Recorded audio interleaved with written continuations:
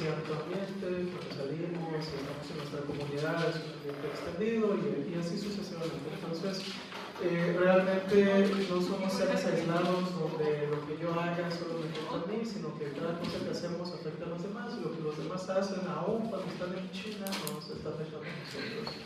Entonces, de allí vamos a partir hacia lo que son enfermedades ambientales, que realmente son enfermedades relacionadas a factores de riesgo que nos están rodeando. ¿Okay?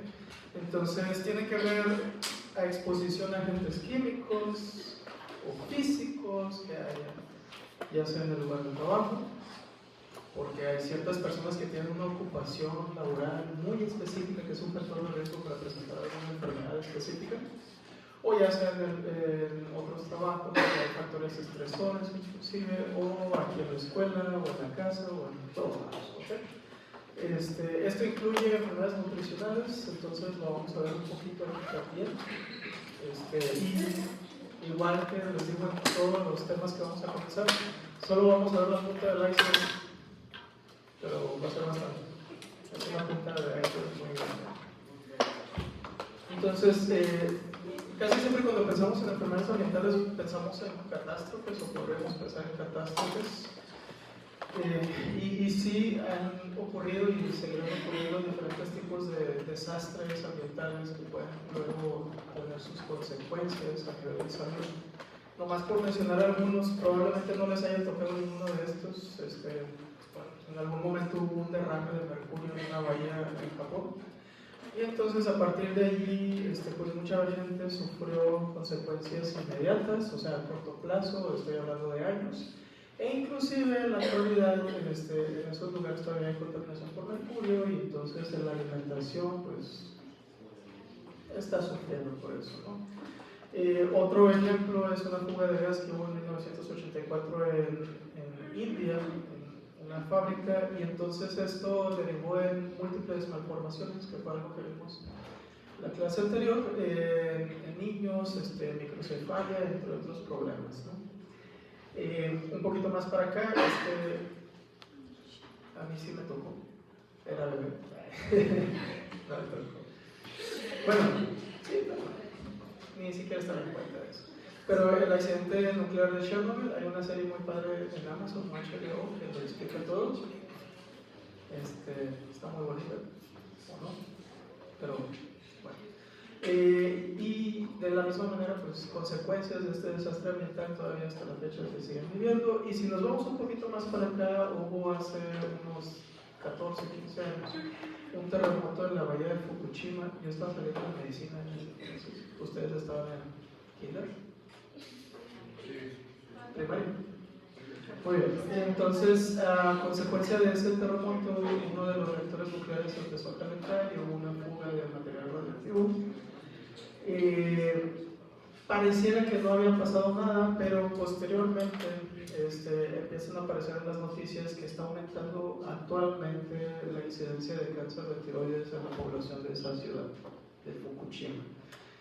Entonces, pues, esos son los desastres ambientales así enormes que hay, ¿no? O de los que son más notorios o más llamativos. Generalmente estas enfermedades pues, son producidas por la exposición crónica o a dosis muy altas, también podría ser en una corta exposición de tiempo, a contaminantes, ¿sí? Ya sea a niveles bajos, entonces una exposición a largo plazo, o niveles muy altos, entonces la exposición no necesita ser a largo plazo, ¿no? Igual, vamos a hablar de desnutrición, pero yo creo que lo vamos a dejar para un poquito más adelante. Un poquito más para acá, no sé si se acuerdan de este desastre en 2026 en Palestina, pero en Ohio, en Estados Unidos. ¿Okay? Hubo un descarrilamiento de trenes. Estos trenes transportaban diferentes productos de desecho industrial, entre ellos cloruro de vinilo, que es un precursor para hacer diferentes materiales del diario. ¿Okay? Y entonces, además del accidente y que se descarriló y se soltaron estas sustancias a la tierra, hubo un incendio, entonces muchas de estas sustancias se quemaron, se volatilizaron, se transformaron en algo más, y luego hubo una lluvia que hizo que cayeran todavía estos contaminantes en el lugar. A la gente de esa población no se les evacuó a tiempo, les dijeron no pasa nada, todo tranquilo. Posteriormente salieron las noticias de que sí, era material tóxico, pero pues no queremos alarmar a la gente, etc. Y mucha gente se expuso a estos contaminantes. Yo tengo curiosidad de ver qué pasa en unos 10 años después del accidente con esta gente, porque probablemente varios van a presentar cáncer de hígado o alguna otra enfermedad. ¿Okay? Pero digo, estos accidentes son más recientes todavía, y de los que no nos enteramos también. ¿Okay? Podríamos agregar aquí varios, pero pues estaría bien para la clase cuando terminaríamos. El cloruro de vinilo que les digo que salió de este accidente, bueno, lo vamos a clasificar. Todos los materiales, el formol, el gilor, cosas que yo uso, los debemos de clasificar con este cuadradito. Entonces, normalmente el cuadrado azul nos habla de riesgos para la salud. Mientras más alto el número, más peligroso es. Por ejemplo, si fuera agua, pues aquí sería un 0. ¿Okay? Y entonces tenemos levemente peligrosos, peligro extremo o mortales, ¿no? Luego tenemos el riesgo de que prenda fuego. Es más grave si prende fuego en temperaturas más bajas. No nos vamos a preocupar por eso aquí en la clase, porque pues no somos bomberos. ¿Okay? Y la reactividad, bueno, pues también es que tanta posibilidad tiene de explotar con ese contacto con agua, ¿no? Entonces yo creo que para riesgos de la salud pues nos concentraríamos en el cuadrito azul. Además de eso pues tenemos oxidantes, ácidos, álcalis, corrosivos, material radioactivo y otros que reaccionan con el agua, así que es importante no acercarlos al agua, como el sodio. Entonces, ¿qué era el cloruro de vinilo? Bueno, queda en esta categoría. Se prende fuego fácilmente, es extremadamente peligroso y tiene una reactividad y esto fue lo que, a lo que fueron expuestos estas personas. Desde hace mucho tiempo sabemos que el cloruro de vinilo está asociado a carcinomas, sobre todo sarcomas de hígado, angiosarcomas. Entonces, pues ya veremos qué le pasa a esta gente, ¿no? Otro grupo de problemas dentro de las enfermedades ambientales son el famosísimo cambio climático, del cual Donald Trump dice que no existe. Pero bueno, si se fijan en la gráfica, la temperatura global a lo largo del tiempo ha ido aumentando poco a poco. Bueno, hay estadísticas desde 1900 y las proyecciones para 2100 pues no son muy alentadoras, o sea, que aumente más la temperatura promedio de la Tierra va a ser un gran problema. De responsables o qué es lo que lo causa, son ustedes que están viviendo. Todo lo que hacemos influye en el cambio climático. A muchos nos dicen que tenemos que borrar nuestra huella de carbono o reducir la huella de carbono. Probablemente el doctor Murillo se los ha dicho, ¿no?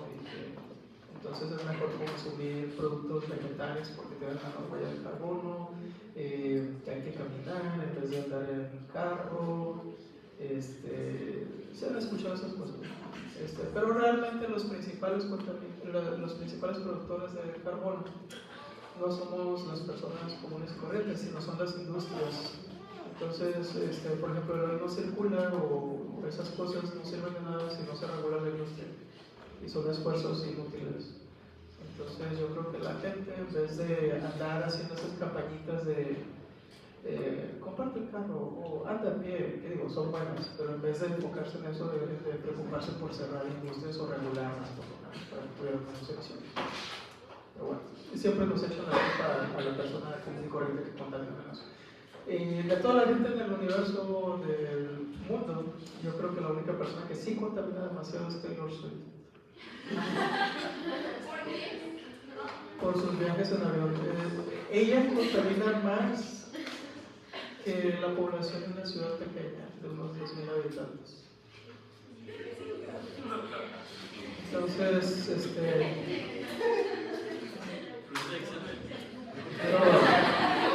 muy bien. ¿Qué efectos ocurren con el cambio climático? Los del Team Calor van a estar muy felices, pero todos los demás lo sufrimos, ¿okay? Entonces, una de las cosas es que se ha visto que hay un aumento de enfermedades cardiovasculares, ¿okay? Hay varias razones para relacionarlo.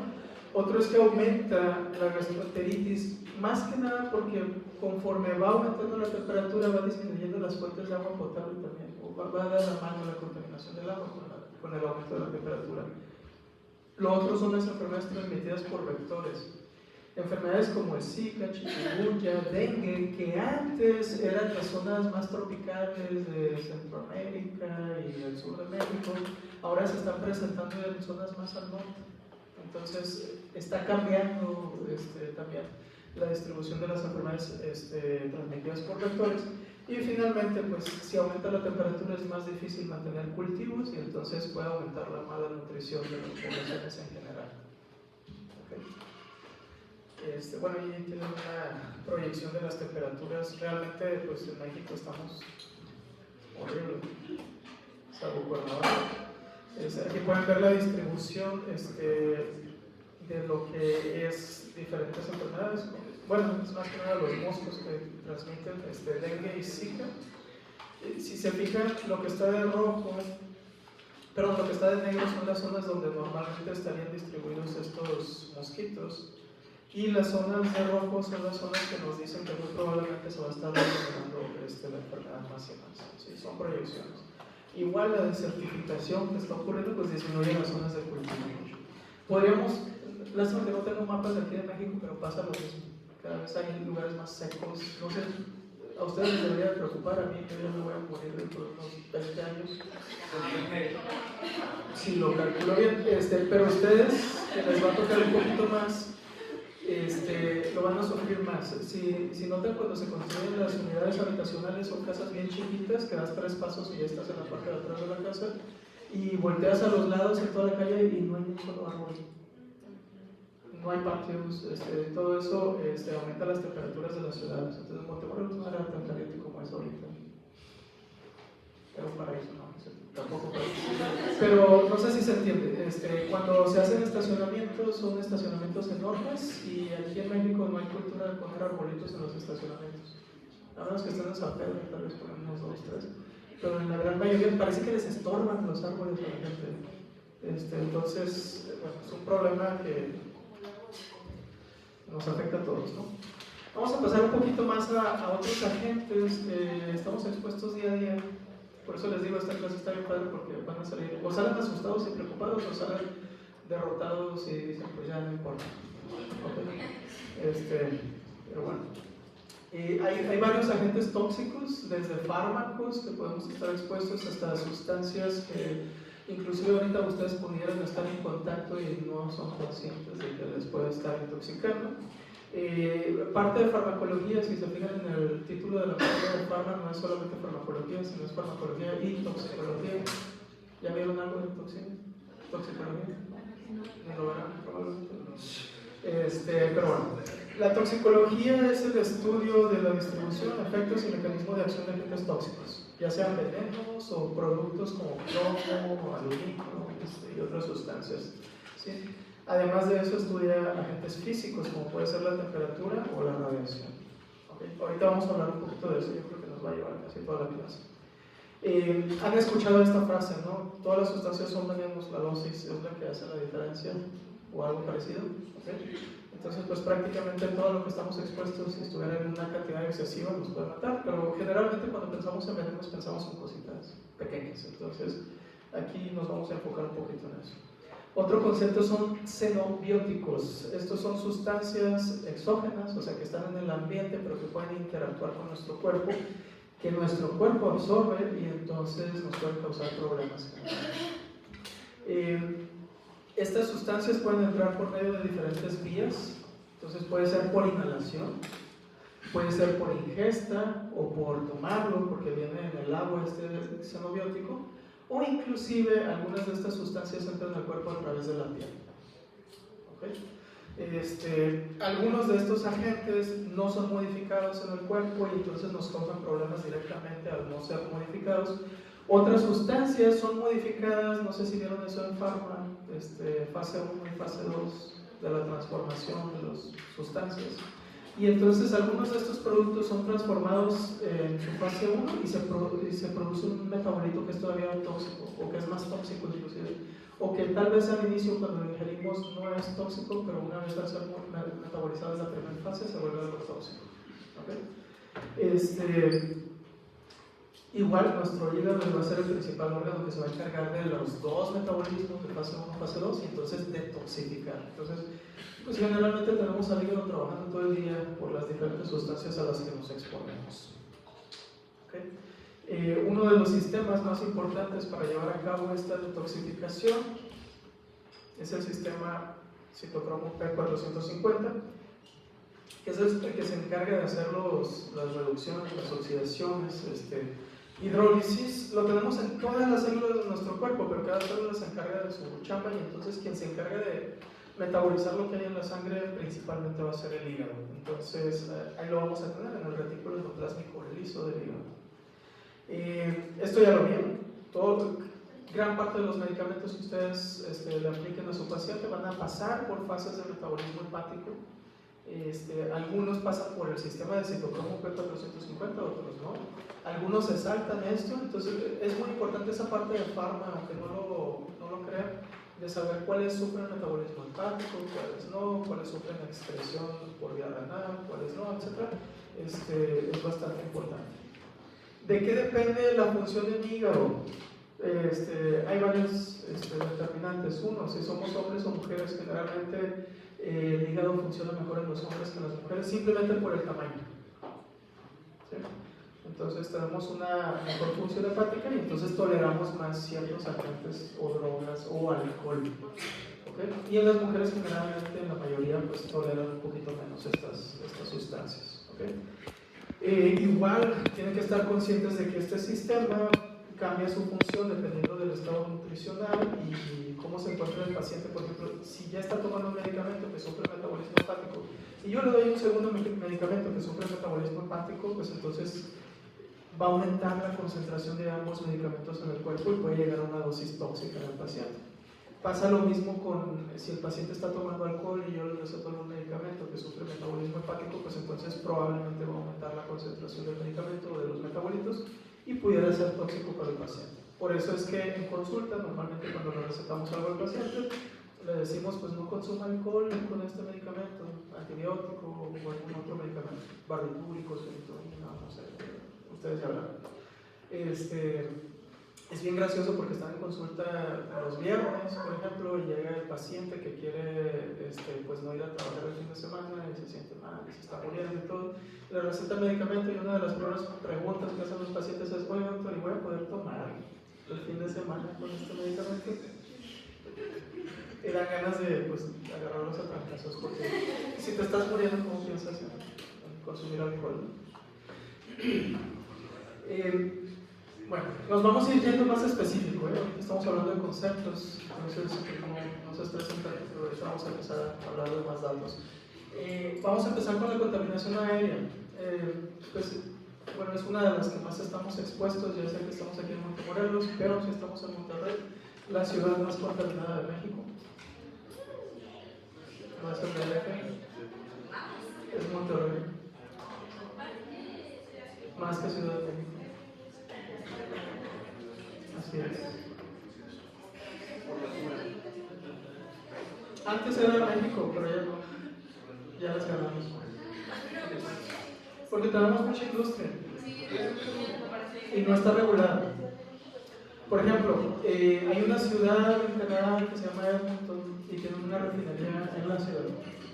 Pero las regulaciones hacen que no produzca emisiones. Entonces es una industria de cero emisiones. Aquí en Monterrey no, todas las industrias no están reguladas porque sería más caro y como queremos que haya industria, pues no se les ponen regulaciones.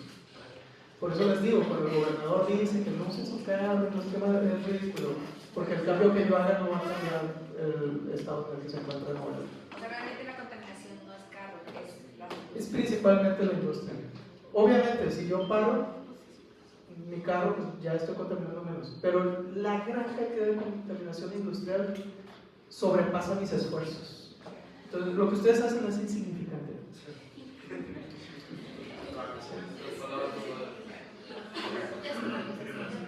No estoy diciendo que no hagan el esfuerzo, pero no sirve. ¿Okay?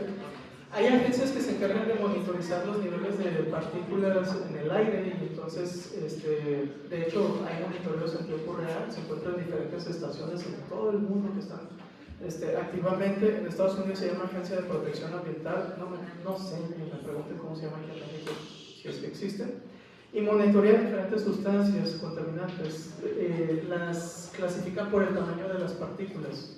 Hay partículas que pueden entrar al cuerpo y salir y no nos afectan, que son partículas pequeñas, y hay otras partículas que tienen el tamaño exacto para quedarse en nuestro cuerpo y son las que van a interactuar. Entre ellas está el dióxido de azufre, el monóxido de carbono. El ozono es altamente tóxico para el ser humano. Por eso necesitamos que estén en las capas más altas de la Tierra, pero no acá abajo. ¿Okay? Entonces, no más para tenerlo en cuenta, dióxido de nitrógeno, plomo y muchas otras partículas, arsénico, cadmio y varias otras. ¿Cuál es el órgano más afectado por la contaminación aérea? Los pulmones. ¿Okay? Pero igual nos puede afectar otras partes del cuerpo, ahorita vamos a ir hablando un poquito más. Entonces, esta es la ciudad más contaminada en México en promedio. ¿Okay? Pueden entrar aquí, no sé si todavía sirve la página, y pueden ver el monitoreo en tiempo real, porque curiosamente, a veces en la mañana está contaminado más Guadalajara que Monterrey, pero ya para el mediodía Monterrey ya ganó Guadalajara, y así se van rolando las cosas. ¿Okay? Entonces, cuando tomé la foto, pues si se fijan es Guadalajara y el de ahí los que estaban más contaminados. ¿Sí? Mientras más rojo es peor. Y bueno, así tenemos el monitoreo en tiempo real. Top 10 de países con mayor contaminación aérea. Estamos en tercer lugar.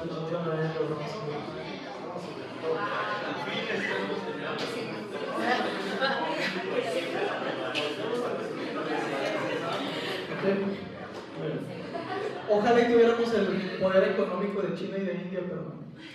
Entonces, algo ahí está mal.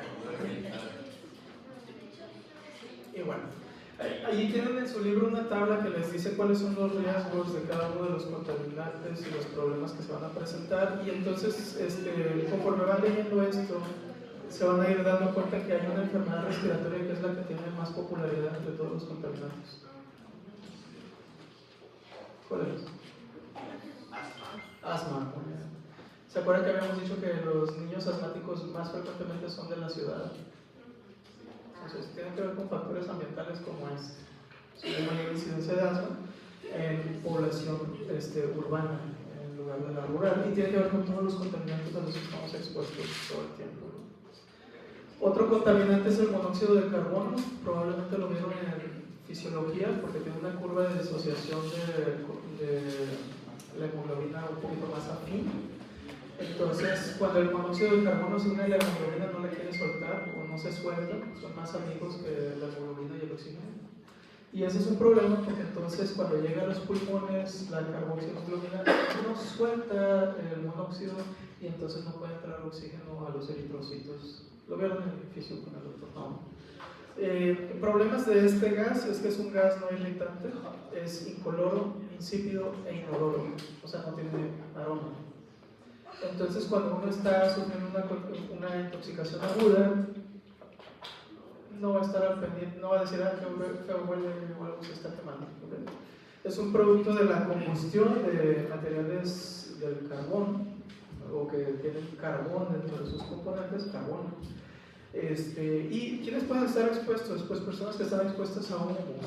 Podríamos decir trabajadores de túneles, pero por ejemplo, si yo tengo un garage que aquí en México no se acostumbra mucho, pero cerrado, y prendo el carro y no abro, no ventilo, ese estacionamiento que se va a estar contaminando.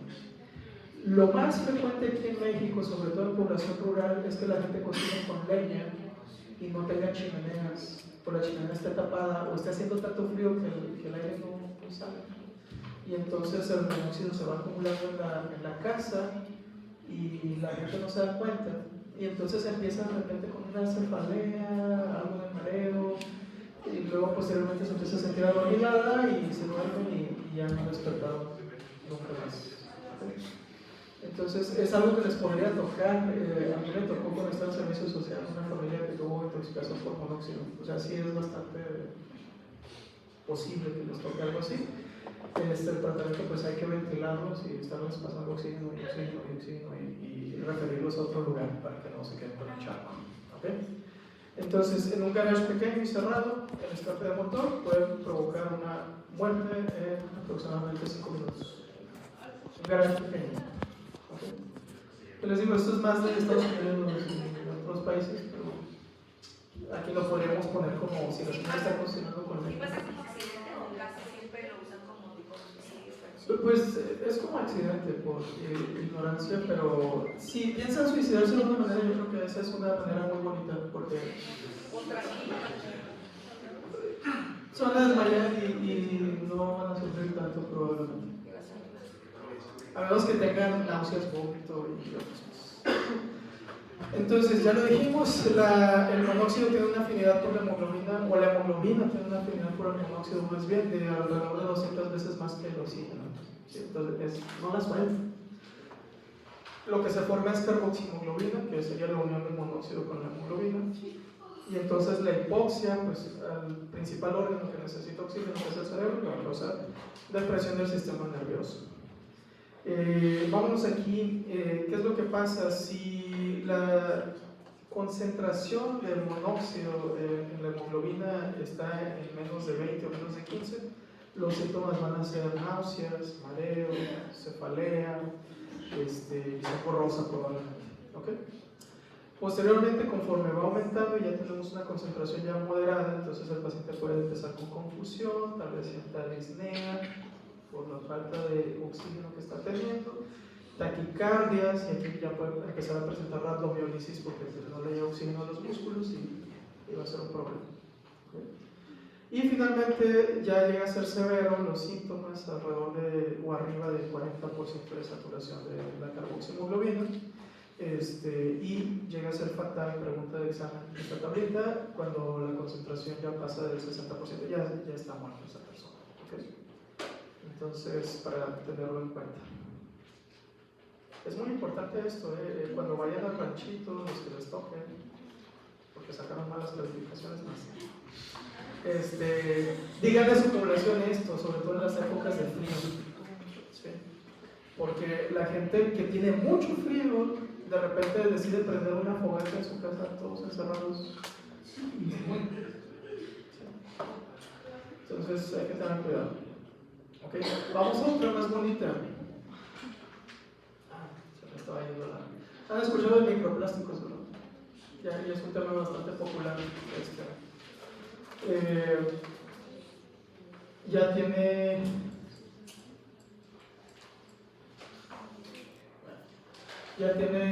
bastante tiempo, unos 10 años que ha estado en aumento esto de la exposición a microplásticos. Básicamente todo lo que usamos está hecho de plástico, inclusive los pitufos que traen ustedes, si son esos que se estiran, como el que traigo yo, está hecho de cierto tipo de microplásticos, de cierto tipo de plásticos. Y estamos rodeados de materiales sintéticos. ¿Okay? ¿Cuántos toman agua de botellas de plástico? Todos, básicamente. Si ahorita traen su botella de metal, de todas maneras a veces van y lo rellenan de un garrafón. Entonces, no sé si me explico. Y aún si siempre usaban botellas de vidrio y estuvieran agarrando agua de la llave, les tengo una mala noticia. El agua de la llave ya tiene microplásticos. ¿Okay? Entonces es un problema muy grande. Obviamente podemos hacer ciertas modificaciones en nuestro estilo de vida para disminuir la exposición a microplásticos. ¿Okay? Entonces se han encontrado altas concentraciones de plástico. Esto ya es viejo, de hace 5 años, pero escondidos por debajo de la superficie del océano Atlántico. De hecho hay una isla de basura en México. Y nos habla de los diferentes mares y la concentración promedio de partículas de microplásticos para podernos decir cuál es el lugar más contaminado del mundo. Y entonces tenemos esta zona en el Pacífico Sur y en China, en el estuario de Yangtze, que son zonas altamente contaminadas. Pero nos vamos a ir a algo más aquí, en nuestro ambiente. Esta investigación de 2018 analizó la presencia de microplásticos en diferentes aguas de consumo regular, marcas famosas tal vez conocen algunas como Aqua, ¿no? Dasani. Dasani era bien famosa, es el agua de los pesitos. Epura es la de Coca-Cola. Evian, sí, ¿no? La de Nestlé que anuncia que es el agua para preparar la leche de los biberones de los bebés. ¿Han visto esos anuncios? De hecho la venden con la foto de un bebé. ¿Okay? Y tenemos otros, ¿no? San Pellegrino. Esta viene de los manantiales de Italia. Muy bien, entonces aquí pueden ver la concentración promedio de partículas de plástico que hay, y entonces mientras más grande el número, más contaminado está el agua. Y entonces, pues si se fijan aquí, el promedio, ¿a cuál nos vamos? Oh, Agua la Carlota salió muy bien. Muy bien, si se fijan, por ejemplo, en Pura, en Ciudad de México, en Tijuana, Reynosa, bueno, la de Ciudad de México es una de las que más microplásticos tiene. Pero vámonos a la de Nestlé, la que es para bebés. La que anuncia para bebés. Mejor le doy agua de llevar. Y así sucesivamente. Y el máximo, o sea, lo que se encontró como máximo gana Nestlé. Es de los que más contaminación tiene de microplásticos en su agua. Okay. ¿Han visto la fecha de caducidad de las botellas de agua? Es la caducidad de la botella, no del agua que hay adentro. Entonces, desde que se echa el agua en la botella de plástico, esa botella se empieza a degradar y va soltando pequeñas cantidades de plástico. Cuando ustedes la compran, la toman, ya hay plástico en esa agua. Si se expone al sol, la degradación de estas botellas generalmente es más rápido, o sea, se degrada más. ¿Y cuál es la consecuencia? Ahorita vamos a hablar de eso. Pero, asústense. Muy bien, entonces, de la que más tiene Nestlé, y luego, si van a comprar una más segura, es la de San Pellegrino, de Nestlé también, pero es carísimo. Y de todas maneras tiene microplástico. ¿Es de Nestlé también? O sea, es irónico, o sea, la más rica. Nestlé es una empresa del demonio, ¿verdad? Por eso es. Bueno, luego vamos a hablar otra vez de microplásticos, ya no lo vamos a dejar aquí. Muy bien, otros tipos de contaminantes ambientales a los que podemos estar expuestos son metales pesados. Entonces ahí tenemos plomo, mercurio, arsénico, cadmio. Cada uno de ellos tiene diferentes tipos de toxicidad. En general, los metales pesados, el principal problema es que se acumulan en el sistema nervioso central y hueso y nos van a causar varios problemas. ¿Cómo podemos estar expuestos a estos contaminantes? De varias maneras. Por ejemplo, pudiéramos adquirirlos directamente. Si yo me dedico a trabajar, por ejemplo, en una vidriera, voy a estar expuesto a plomo. Entonces estoy aspirando allí vapores de plomo y otras cosas. O si soy sombrerero, a mercurio, o si me dedicaba a la moda en 1700. ¿Han visto esos vestidos grandotes de las películas? Bueno, entonces estaría expuesto a arsénico y así sucesivamente. Otra forma de adquirir estos productos es a través de lo que ingerimos. Por ejemplo, el año pasado salió un artículo de niveles de plomo y metales pesados en proteínas. ¿Sí lo vieron?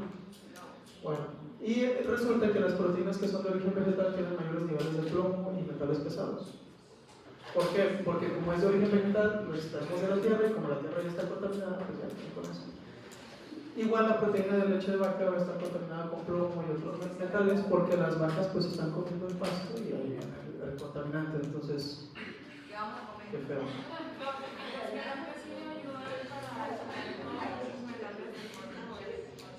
Sí ayuda, pero cuando tienes una intoxicación aguda, o sea, no estás todo el tiempo tomando esas cosas. Doctor, pero eso sí es si la tierra está contaminada, ¿no? Y si se hizo el análisis y salió que la proteína del chícharo tiene plomo, pues la tierra está contaminada y todo el mundo.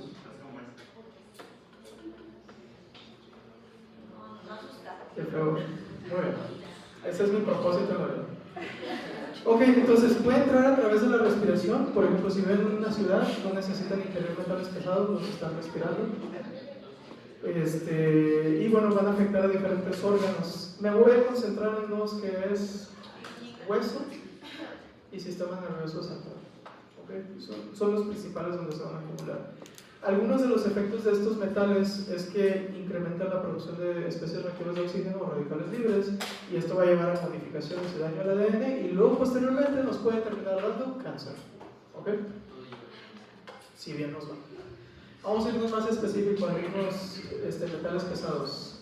Uno de ellos es el plomo. La intoxicación por plomo crónica le vamos a llamar saturnismo.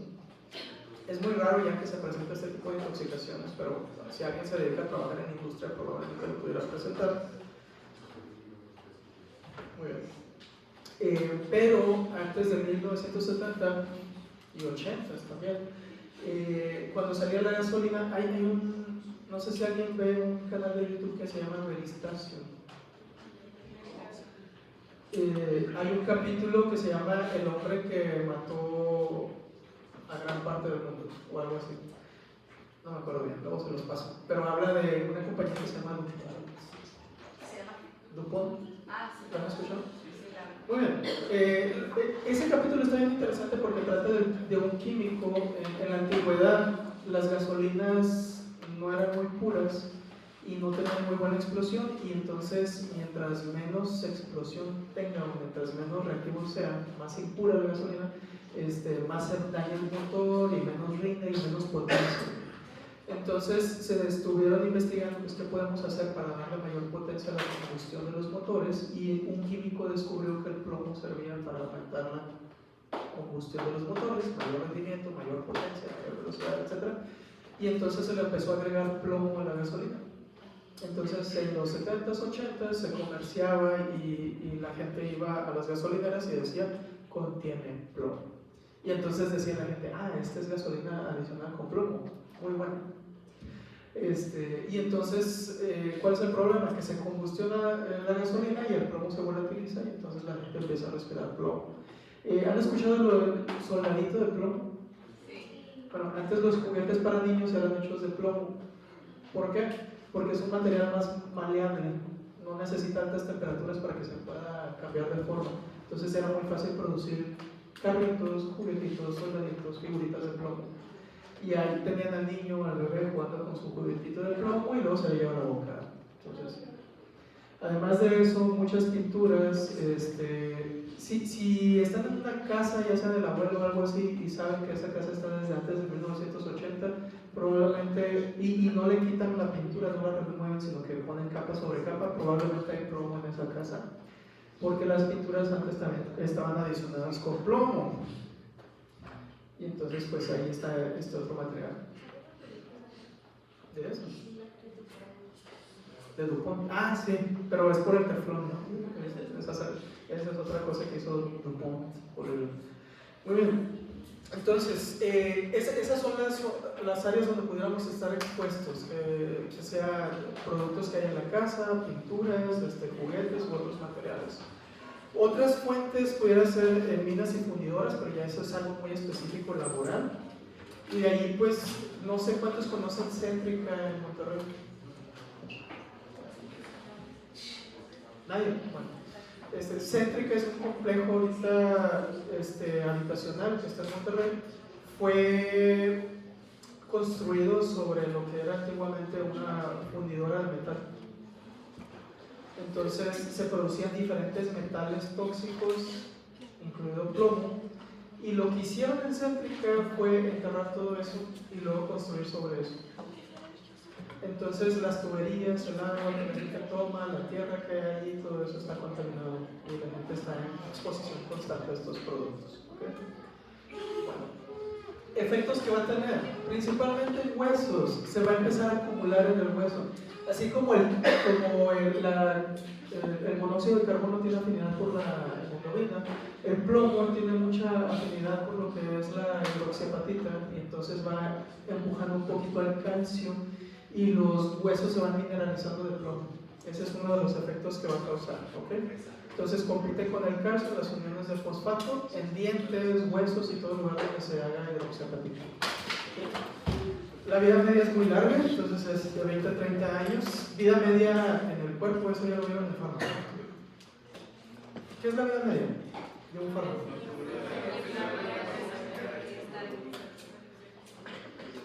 En donde hace el pico, El tiempo que tarda en eliminarse la mitad de la concentración.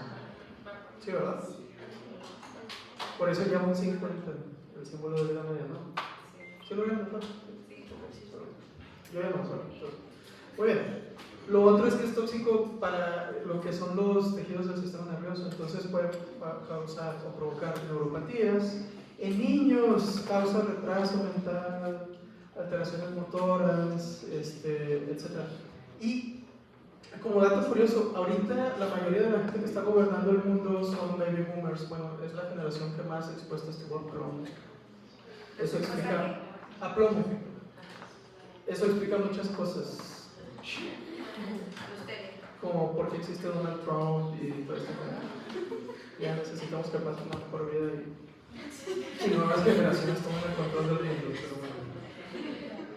Ya lo dijimos, en el sistema esquelético compite y ¿qué pasa? Los huesos se hacen más pesados, pero no más fuertes. Entonces hay mayor facilidad de fracturas, hay malformaciones óseas, si es que son niños o de dientes. Tiene otros efectos, entonces podemos tener efectos en lo que es sistema gastrointestinal y riñones, pero me voy a concentrar en hueso y sistema nervioso central. Aquí podemos ver un niño que tiene intoxicación por plomo. Estas son las placas de crecimiento epifisiario. Y en vez de estar radiolúcidas, se ven radioopacas, se ven muy brillantes. ¿Por qué? Porque el plomo no permite pasar los rayos X y entonces se reflejan.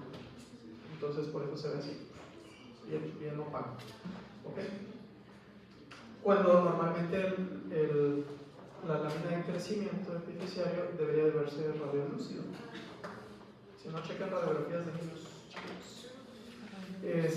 Bueno, eso me habla de acumulación. También da hiperpigmentación gingival. Ese es un dato que pudiéramos ver en un adulto ya grande que tuviera intoxicación crónica por plomo.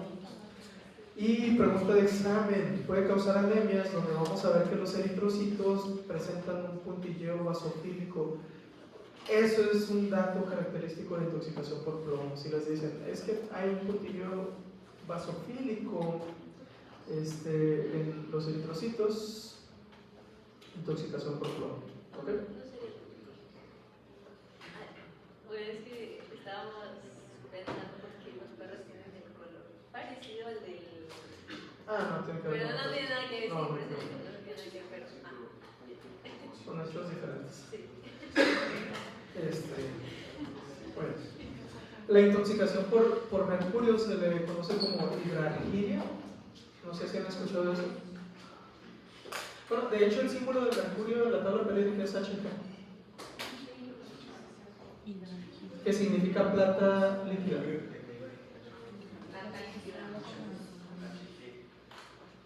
Porque es hidrargirium.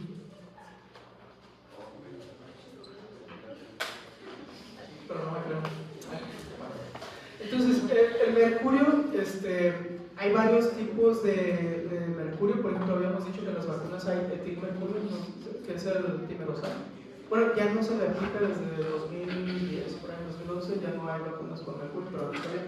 Y les dije, no, aunque tengamos diferentes tipos de mercurio, no todos los mercurios son iguales, ¿ok? El mercurio más tóxico se llama dimetilmercurio, y ese con que hagas contacto así una pequeña gota en la piel te mueres en menos de un día. Porque no sé qué pasa. Ese ha sido tóxico, va al sistema nervioso central. Está la historia de una científica que investigaba con dimetilmercurio y entonces en una ocasión le cayó una gota en su guante. Se quitó el guante, se lavó la mano y para la noche estaba muerto. Entonces hay diferentes tipos de mercurio. ¿Qué datos vamos a tener? Igual, tiene alta afinidad por sistema nervioso central y hueso también, pero puede afectar también a otros órganos. Entonces, el sistema nervioso central va a causar un tipo de demencia que se llama eretismo. ¿Han escuchado la mnemotecnia de intoxicación por atropina? ¿Cómo era? Rojo como tomate. Loco como sombrerero. ¿Cuántos escucharon loco como sombrerero? Cuando Una cabra. alguien lo leyó así como loco como sombrerero. Bueno, han escuchado del sombrerero loco de Alicia en el País de las Maravillas. ¿Qué es lo que pasa? Los sombrereros que trabajaban con fieltro, para poder quitarle el pelo al fieltro, utilizaban mercurio. Y entonces estaban constantemente aspirando gases de mercurio, se acumulaban en el sistema nervioso central y se volvían locos. Y de allí pues sale el personaje del sombrerero loco. Porque terminaban con demencias muy curiosas. Entonces, bueno, aquí lo tienen. Dato curioso para mencionar en el comedor. Si usan cosméticos rojos, sobre todo si vienen de China, probablemente haya mercurio en esos cosméticos. Si tienen tatuajes rojos, muy probablemente haya mercurio en esos tatuajes porque se utiliza para tatuajes rojos. Anteriormente se utilizaban como tratamiento de sífilis, entonces muchas personas que contraían sífilis tomaban sales de mercurio y luego pues de todas maneras terminaban mal. Entonces, bueno. Y algunos diuréticos tenían mercurio también, eran parte de los componentes. Actualmente no se van a exponer a eso, es más, los termómetros que dicen que son de mercurio ni siquiera mercurio tienen algunos. ¿Okay? Entonces, ¿cuáles son las fuentes de mercurio a las cuales nos podemos exponer en la actualidad? ¿Se acuerdan del desastre de la bahía de Japón que dijimos en el momento? Bueno, los peces, sobre todo los peces de mar, tienen un problema muy grande. No sé cuántos han visto el tamaño del atún o cuánto puede pesar un atún. ¿Por qué pueden llegar a pesar tanto? ¿Crecen así o tardan años y años en crecer? Tardan mucho en crecer, entonces durante todo ese tiempo van acumulando y guardando mercurio en su carne. Entonces los peces grandes, de la pesca grande que hay, sobre todo el más famoso pues es el atún, tienen cantidades de mercurio preocupantes. Entonces no sé cuántos, porque hay mucha gente que consume atún, sobre todo si son foráneos. La ingesta saludable de atún o recomendada, no me acuerdo si era una lata a la semana máximo o era una lata al mes, para no tener mercurio, o sea, para darle chance al cuerpo a que elimine el mercurio. Si todos los días estamos consumiendo atún, vamos a empezar a ir acumulando mercurio en nuestro cuerpo.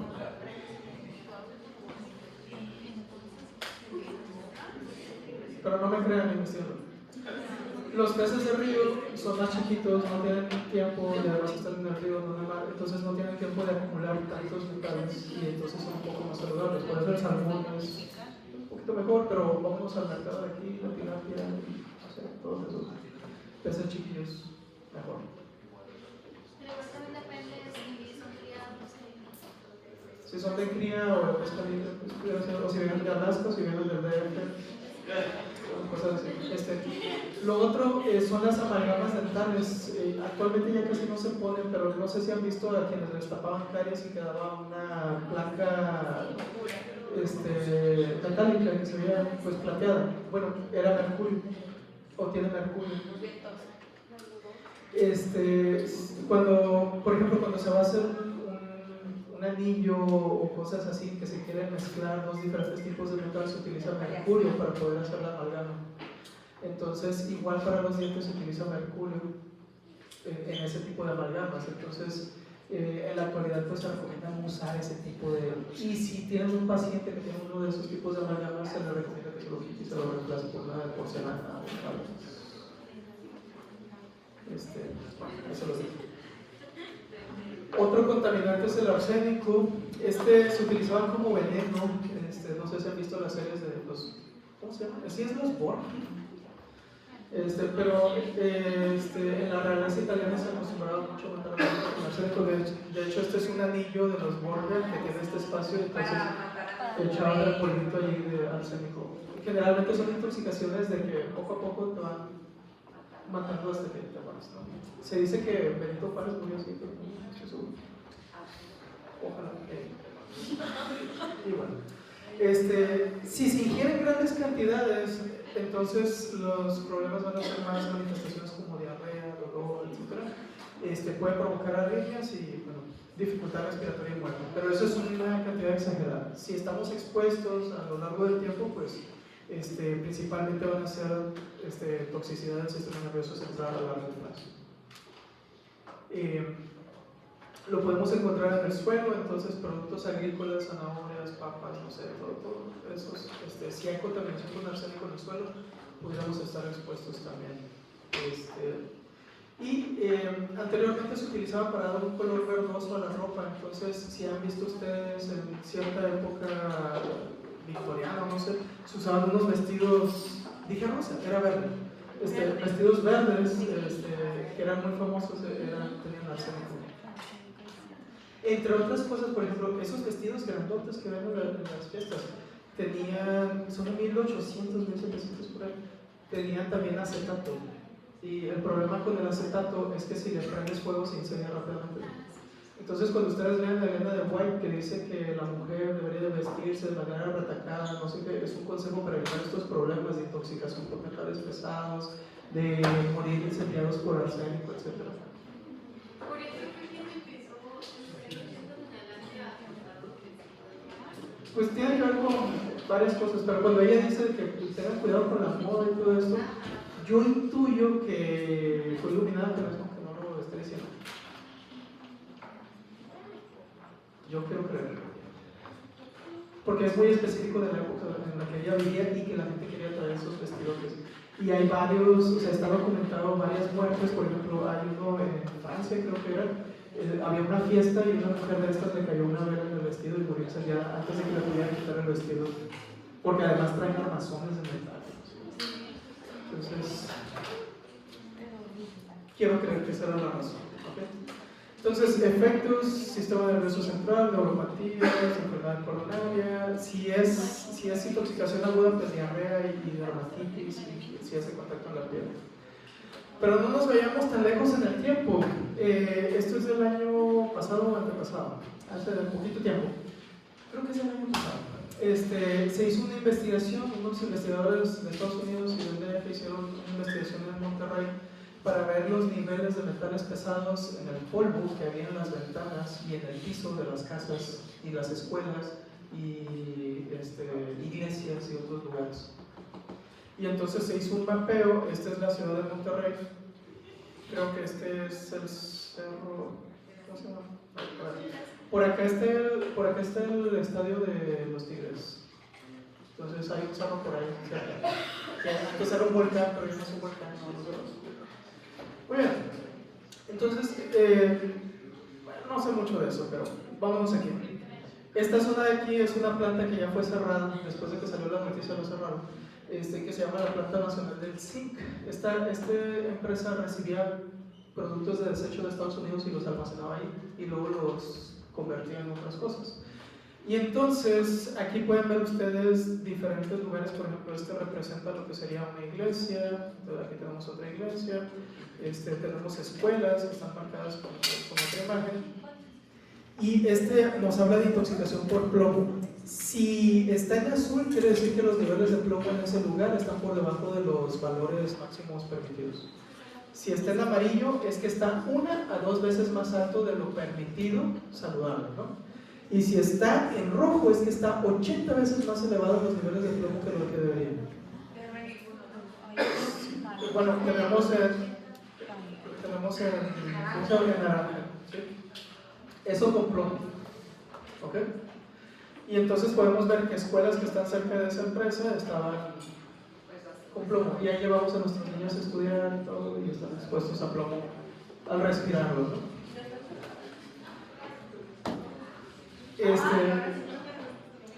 Luego, además de hacer análisis ambientales, se agarraron toallitas y se levantó el polvo y luego se analizó. Y si se fijan, tenemos lugares que tienen hasta 630 veces más del valor permitido del plomo.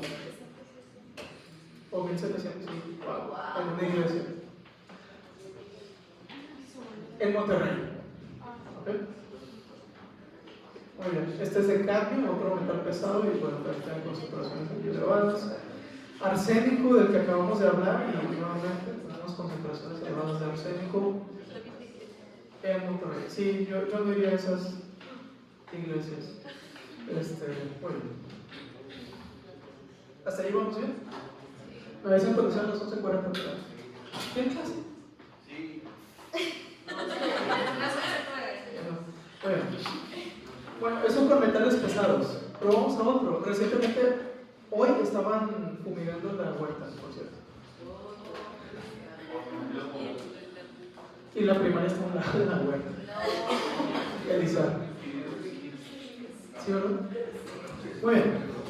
Entonces vamos a hablar de exposiciones industriales o de agricultura. Bueno, cuando estábamos en Colpa, pasan las avionetas y tiran sus fumigaciones también. Entonces podemos estar expuestos a solventes orgánicos como cloroformo, tetracloruro de carbono, o benceno, que es uno un poquito más frecuente que vamos a estar expuestos. Aquí tenemos varios problemas. Uno de ellos es que estos nos pueden dar intoxicación aguda. ¿Okay? Por ejemplo, no está aquí en sí, pero han escuchado de intoxicación por organofosforados. ¿Okay? Bueno, organofosforados son insecticidas. Entonces, puede haber intoxicación aguda y eso ustedes ya saben todo lo que va a causar. Bueno, se activa el sistema parasimpático al dolor y por eso van a dar atropina a los pacientes, creo. Bueno, para el cuerpo. Muy bien. Pero además, estos productos a largo plazo van a tener consecuencias. O sea, la exposición a pequeñas dosis, pero a un tiempo muy prolongado, también nos va a traer consecuencias. Ejemplo, la exposición a benceno está muy asociado a leucemias, ¿sí? O a plasias medulares. ¿Quiénes pueden estar expuestos a estos solventes? Gente que está en la industria, las personas que nos despachan gasolina.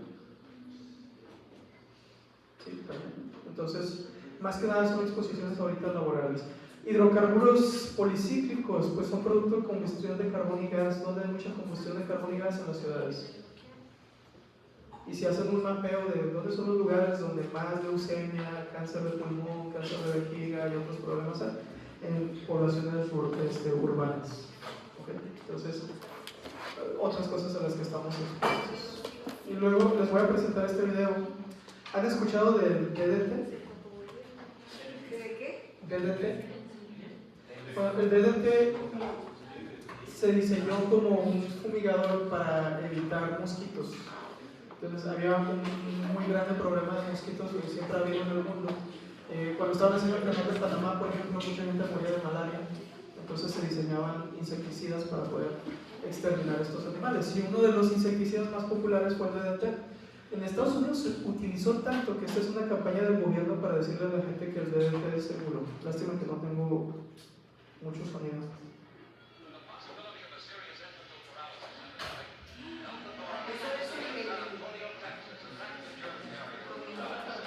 Y así se promocionaba.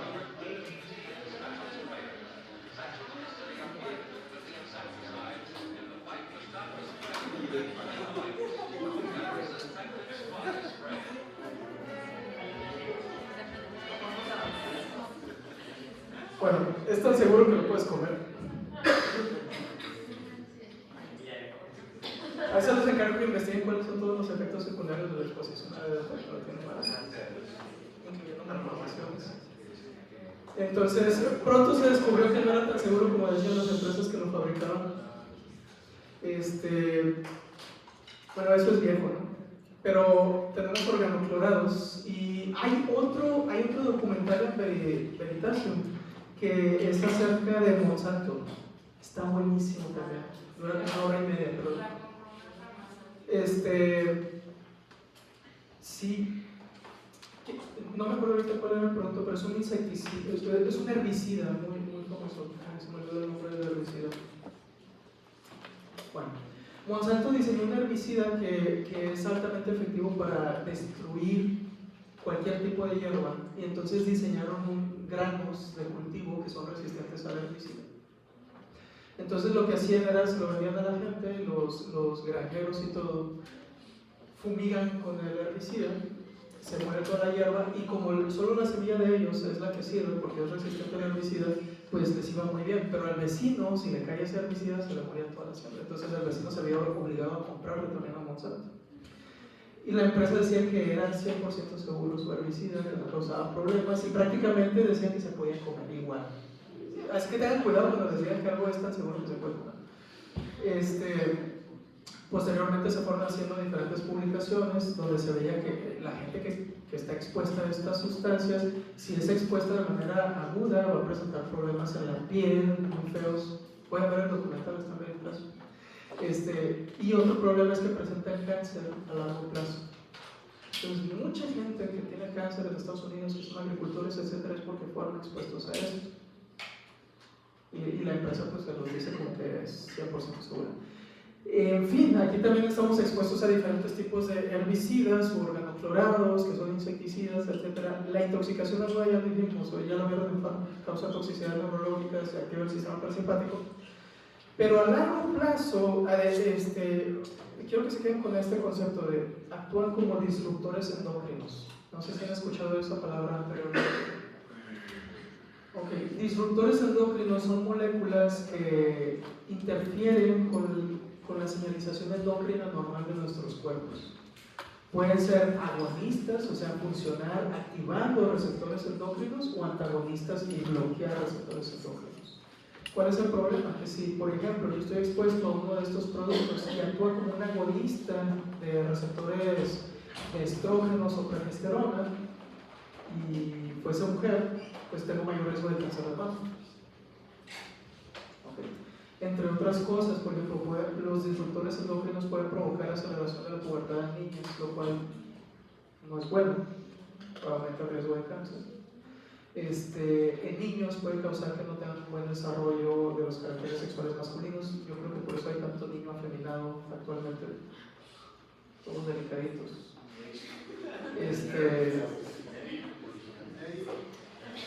En fin, disminuyen los niveles de testosterona, etcétera, en hombres, lo cual no es bueno. Y entonces vamos a hablar de algunos de los disruptores endocrinos a los que más expuestos estamos, y uno de ellos es bisfenol. No sé si lo han escuchado. Es más, si tienen alguna botella de agua de plástico, denle vuelta y busquen que diga BPA free. Si no dice BPA free, es que tiene bisfenol. ¿Okay? ¿Para qué se usa el bisfenol? Para la síntesis de recipientes de alimentos. Por ejemplo, ¿han visto las latas de comida? Ven que no es metal por dentro, sino que tiene como una cobertura. Bueno, esa cobertura tiene componentes de bisfenol y es para que el alimento no eche a perder la lata. ¿Okay? Y que la lata no eche a perder el alimento, entonces es una barrera. Está en las latas de refresco, en las latas de alimento enlatado, en el atún, o sea, en el atún, además del mercurio hay bisfenol, por ejemplo, por así decirlo. ¿Okay? Y entonces en productos alimenticios enlatados hay una gran cantidad de bisfenol, en botellas para tomar, biberones, etc. Cada vez se está produciendo menos de bisfenol, pero bueno. ¿Cómo afecta? Ya lo dije, es un disruptor endocrino, afecta la formación de cuerpos esteroideos, inhibe la producción de testosterona en hombres y en mujeres, aunque en hombres debería ser muy preocupante. Y lo otro, bueno, en mujeres se asocia cáncer de ovario por alta exposición a los receptores hormonales. Y bueno, además está asociado a otros problemas, ¿no? El primer país en prohibir su uso fue Canadá, pero aquí les dejo una imagen de productos que pudieran contener bisfenol y que están diariamente expuestos. Por ejemplo, los tickets que imprimen térmico generalmente tienen bisfenol. El único lugar que me consta que esos tickets se les eliminó el bisfenol fue en Canadá, pero aquí pueden ir a la chapaneca y tal vez les estén dando el ticket. Y se absorbe a través de la piel.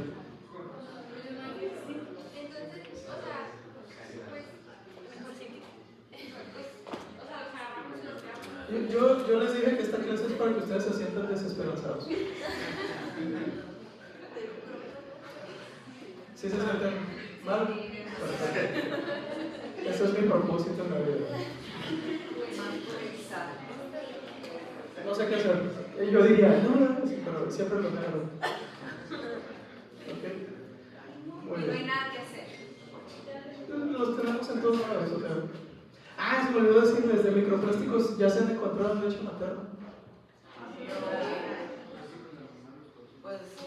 y en la sangre y en el cerebro de las personas y en la orina. O sea, ustedes ya tienen microplásticos. Y ahí estamos. Así que los científicos. Bueno, aquí tenemos la célula de la T, que es la granulosa, que no sé si se acuerdan de histología, son las células en el ovario que están encargadas de producir estradiol, o sea, estrógenos. Bueno, aquí es donde los disruptores endocrinos actúan a diferentes niveles de la conversión de dihidroperotestosterona, estradiol, etc., entorpeciendo esto o acelerando la producción de estradiol o estrógenos. ¿Okay? Entonces, en mujeres nuevamente esto aumenta el riesgo de cáncer de ovario. Ahí agréguenle cáncer de mama, porque cáncer de ovario y de mama están muy relacionados porque tienen que ver con estrógenos. ¿Okay? Y es bien preocupante porque últimamente cada vez más se diagnostica cáncer de mama a edades bien tempranas. Tuve una paciente ahora de 40 años con cáncer de mama bien feo. Y es una edad temprana, cuando antes era después de los 50. Entonces, tengan miedo. Hay cáncer de mama en hombres y es peor.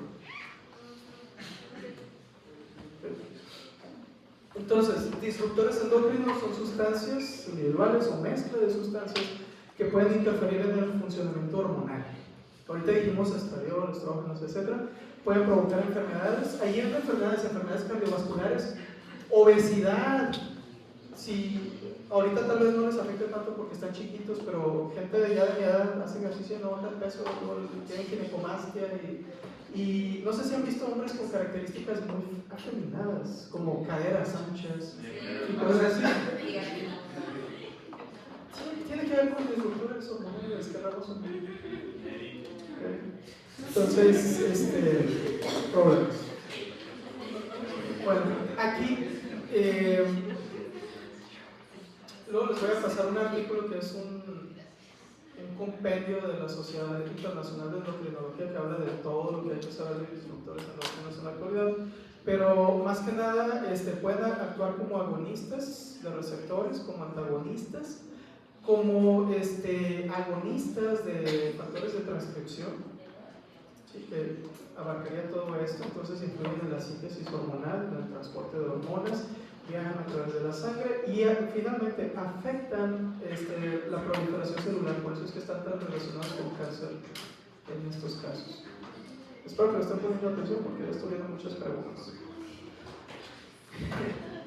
Algunos disruptores hormonales, glifosato, ese era el glifosato, ese es el de Monsanto, glifosato, ¿okay?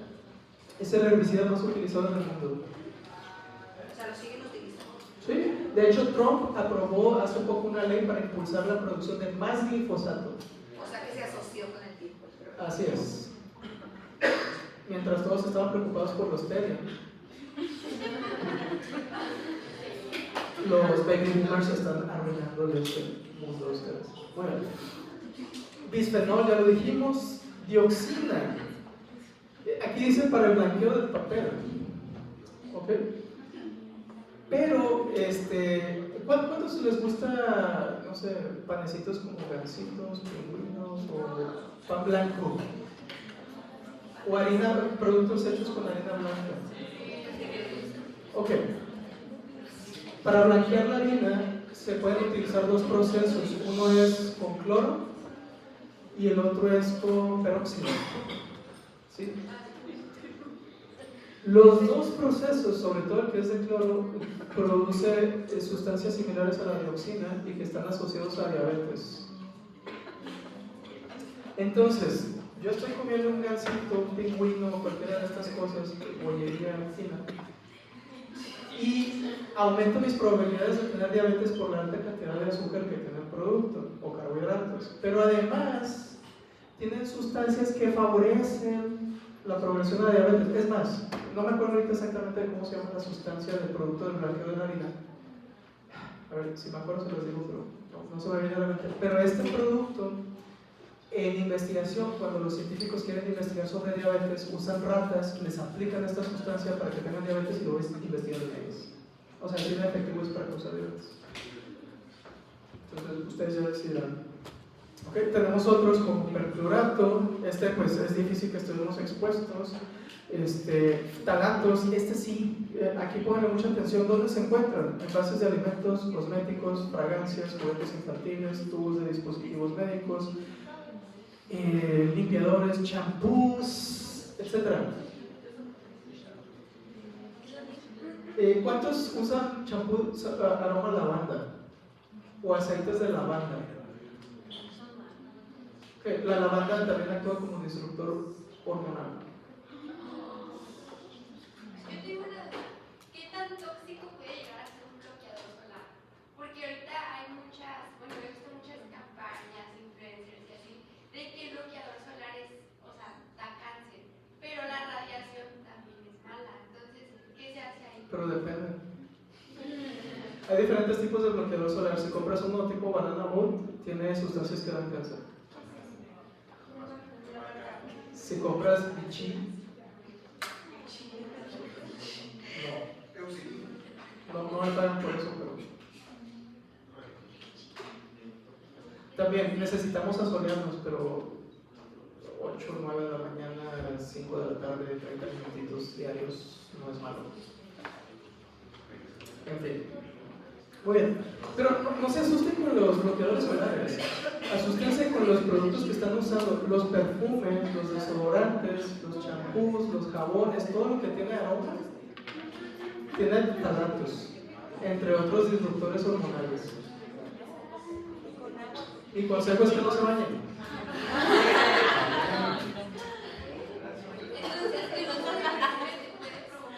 Los perfumes tienen disruptores hormonales. Sí, los suavizantes de ropa también tienen disruptores hormonales, de hecho no se olvida. Pero miren, ustedes ya están grandes. ¿En qué me preocupa? En los bebés. O en las niñas. No sé si han visto que a las niñas les venden productos cosméticos para que jueguen. Y tienen disruptores hormonales. Y luego la niña llega a 10 años y ya se ve como de 15, 16, o sea, está toda desarrollada y dice, ¡ay, qué rápido presión! ¿Por qué será que están desarrollándose más rápido ahora? Por exposición a disruptores hormonales que les aceleran la madurez. Sí, entonces, bueno. Fitoestrógenos. Aquí quiero hacer un paréntesis porque los fitoestrógenos, aunque actúan como disruptores hormonales, porque también influyen en receptores, todavía están en estudio porque pareciera que tienen efectos benéficos. Por ejemplo, mencionaron el lunes, no sé cuántos pusieron atención, de un fitoestrógeno que puede ayudar en el cáncer de próstata. La soya. Sí. La soya tiene fitoestrógenos. Entonces, en teoría diría, ay, aumenta el riesgo de cáncer de mama, pero parece que no. Y pareciera ser protector contra el cáncer de próstata. Entonces, curioso. Okay. Y bueno, aquí tenemos otros. El triclosan, ¿cuántos usan talco para los pies? Bueno, sobre todo los que vienen en spray pueden tener triclosan, y los champús tienen triclosan, que actúan como disruptor hormonal. Sí. Entonces, bueno. Si alguien quiere leer todo el documento, son como 300 hojas, pero ahí está para que vean todo lo que los va a notar. En fin. Este es otro, no me acuerdo cuál era la diferencia, ni me acuerdo qué era. Bueno, cuando les di la primera vez la clase a alumnos de aquí, me dijeron, doctor, ya no se arruinó toda la